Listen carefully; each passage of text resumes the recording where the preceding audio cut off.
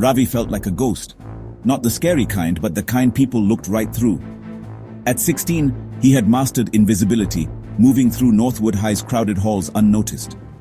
He kept his eyes on his sneakers, hoping if he didn't see anyone, they wouldn't see him. This was his daily rule. Stay invisible, stay safe. His superpower let him overhear whispers and snickers, but he never responded. Just picked up his books and moved on. Even teachers barely registered him, calling his name but never meeting his eyes. The loneliness was the worst, especially at lunch, where he'd eat alone in a quiet corner, watching others laugh and share stories. Ravi's world was grey and silent, and he wondered what it would be like to belong. Sometimes he was more than ignored. He was a target. Mark, the soccer captain, made Ravi's life harder with trips, shoves, and cruel jokes. Ravi never fought back, he just shrank further into himself. He hoped that if he became small enough, maybe he'd disappear completely. But deep down, he wished someone would notice him.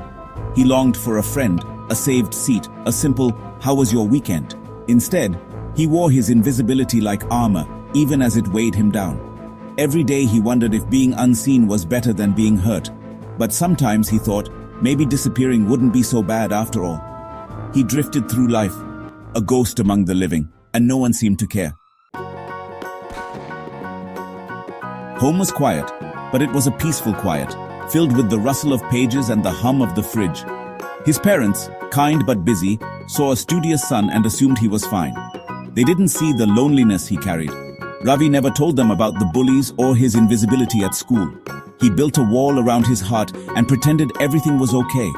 His bedroom was his sanctuary, lined with books about heroes, adventures, and survival.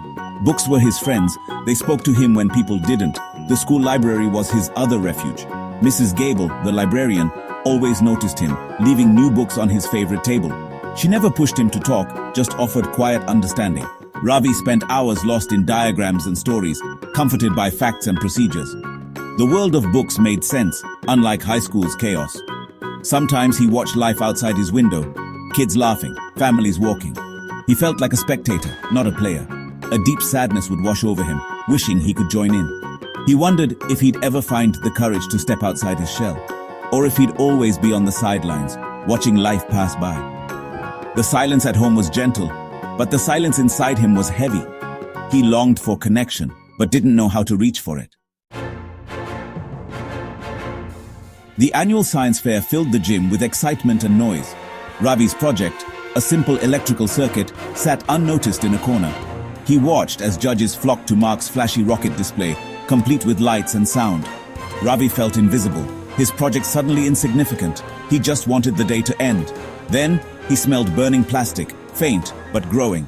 Suddenly, a loud pop came from Mark's project, followed by a small flame. Panic erupted as the fire spread, smoke filling the gym.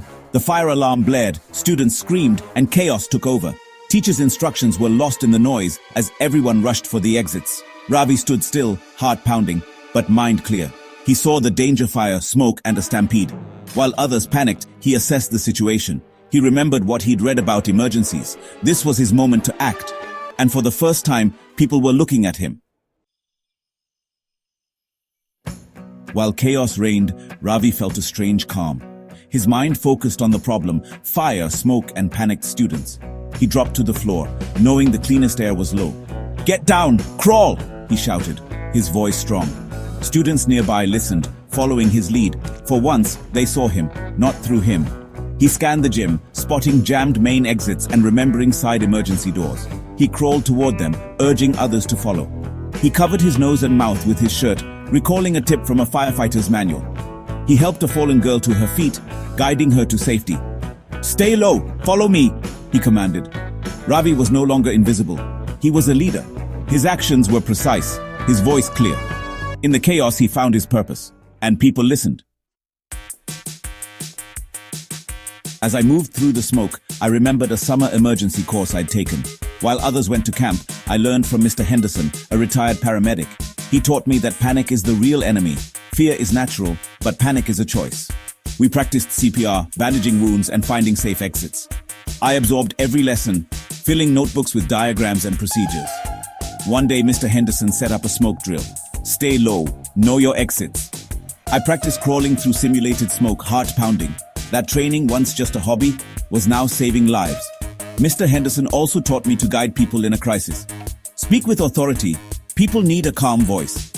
I practiced shouting commands, feeling silly then, but now my voice cut through the chaos. I wasn't just repeating instructions, I was living them. The lessons from that forgotten summer became instinct. In the gym, I was prepared. I was ready to lead, and I realized all those quiet hours had a purpose. I was exactly where I needed to be, and I wasn't alone anymore.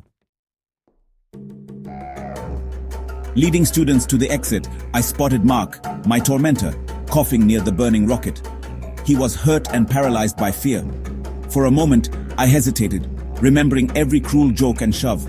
I could have left him, but I saw only a scared kid. "Mark, we have to go," I yelled. He looked up, shocked that I was helping. I grabbed his arm and pulled him along, urging, "Crawl, this way." My authority snapped him out of his stupor. Together, we joined the others heading for safety. Mark kept glancing at me, gratitude and shame in his eyes. There was no time for words, just action. We crawled along the wall, searching for the emergency exit. In that moment, we weren't bully and outcast, just two people trying to survive. I focused on getting everyone out, and for the first time, Mark followed my lead. Firefighters burst in to find a controlled evacuation at the far side of the gym. I'd led about 15 students out, helping a younger kid with an asthma attack. I worked quietly, soot-streaked and exhausted as paramedics took over. I faded into the background, my job done. But soon, stories spread. A boy had told everyone to crawl, led them to a hidden exit. The fire chief credited a student's quick thinking for preventing tragedy. "Who was he?" everyone asked. Mark, bandaged and humbled, told a news crew, "It was Ravi Sharma, he saved us." Suddenly, everyone was searching for me. The quiet kid in the blue shirt. Teachers, students, reporters wanted to know my name. The hero of Northwood High finally had a face. My days of being invisible were over, and for the first time, I was seen. The next day at school, everything was different. As I walked in, the hallway fell silent, not from indifference, but respect. Students nodded, smiled, and thanked me. It was overwhelming, but not unwelcome. An assembly was called. The principal spoke about bravery and community. She called my name, and the whole school stood and applauded. On stage, I blinked in the spotlight, moved by the cheers. The mayor and fire chief gave me an award for courage. When I took the microphone, the room went quiet. My heart pounded, but I remembered Mr. Henderson's advice.